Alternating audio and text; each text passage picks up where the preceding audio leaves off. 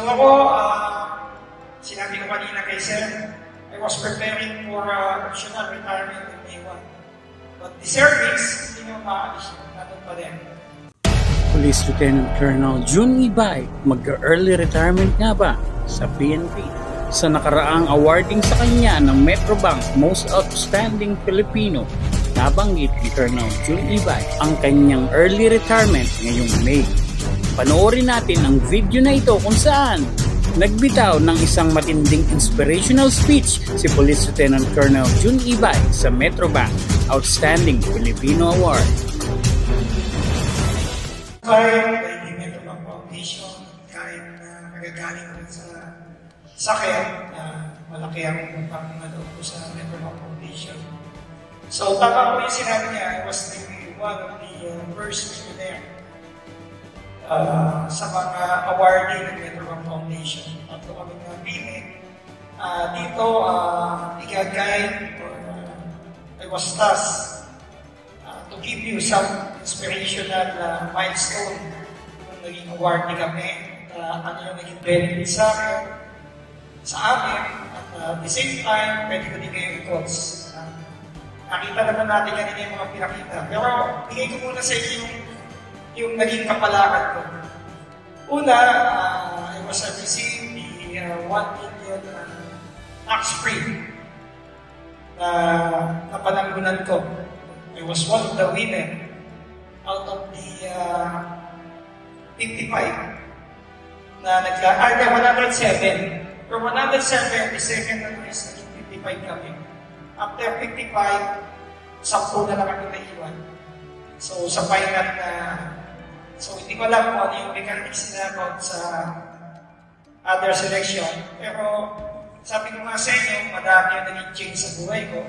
Una-una, milyonaryo ako. Pangalawa, hindi na ako nag-loan sa Upstart. So, the same time, nakikinig kami kasi si Sir George T. Kami din yung last na namit niya. Ako siya mana. He is a philanthropy by his own personality o yung pagkatao niya talaga.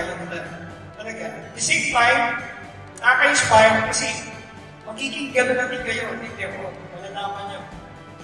It is not cinematic, it is not way yung hope and giving service, yung tatlong sinabi, values, service, and community. Ba't na wala, mapupunta ka sa inyo, hindi mo mapapansin na pala yung way back ng pagkatao natin in our journey in service. And even, kahit na mag-retard ka, yun at yun pa din ang gagawin niya. So ako, sinabi ko kanina kay Sir, I was preparing for optional retirement in May 1. But the service, hindi nyo maalis yun. Nandun pa rin. No? So, ano yung journey doon? Tumaas yung moral ko. Nakaka-stand ako, nakakamit ako kahit ganyan na ako because dala ko yung pagiging Outstanding Filipino. Ilan ng population ng Filipino. Out of that, 10 lang kayong makakuha ng President's Award. And out of the service na PNP, 3 kayong makakuha. So, we receive sa Pangulo, binigyan din ako ng 45 caliber na ginawa ko ng laki. At gold medal din, binigay ng Metrobank Foundation na kung saan in our journey in service, alam naman natin, lagi nyo natitinig. Nakataya lang lagi yung buhay natin. Di ba? Meron tayong gano'n na pride. Not even in ourselves, not even in our family, but even in the community per se. Pagmamalaki ka nila pag nanalo ka ng ganyan. No? So, siguro hindi ko na pagkakamaan. Coach ko na lang kayo. Natitinig nyo lagi yung beyond excellent. Lahat tayo nung pinakabahan, beyond excellent. Pero kung titignan nyo yung beyond excellent, napakasimple lang. Normal na sa atin ang muli. Normal na sa atin ang trabaho ng service. But do it out of the box.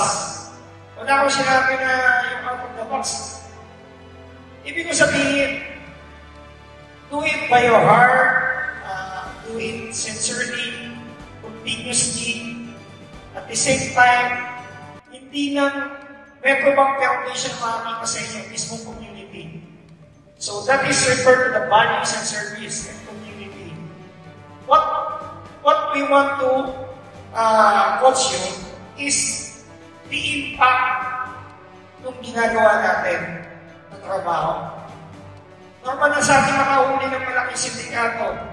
Okay, sino mga operatiba po dito? Operatiba, sir, ma'am. PNC, operatiba.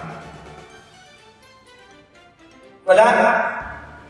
Makahuli ka ng 50 kilos na drugs. Ano yung naging impact sa community? Yun yung lagi yung ipoportray dun sa isang portion na service. Kasi more on police operation and service. Ano yung naging impact? Nasa women's nest ka, may na-rescue ka na bata. Ano yung naging impact mo sa bata na na-rescue mo?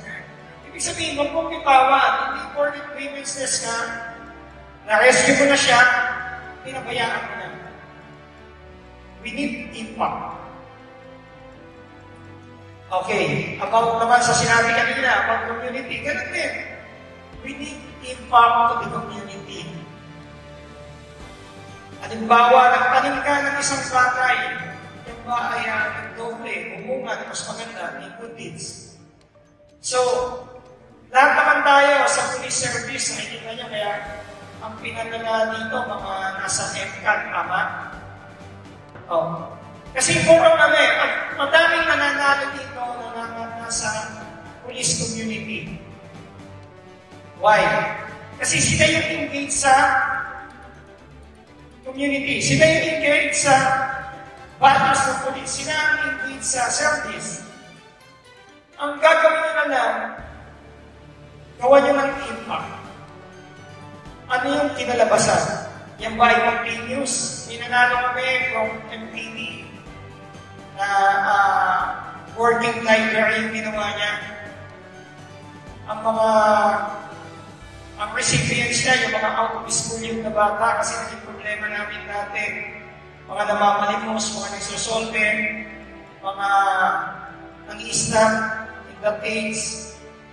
Yun yung impact. Natuto sila. Sa isang banda na naramdaman nila na meron silang nakumple na community. No? Nagbuo ka ng isang grupo.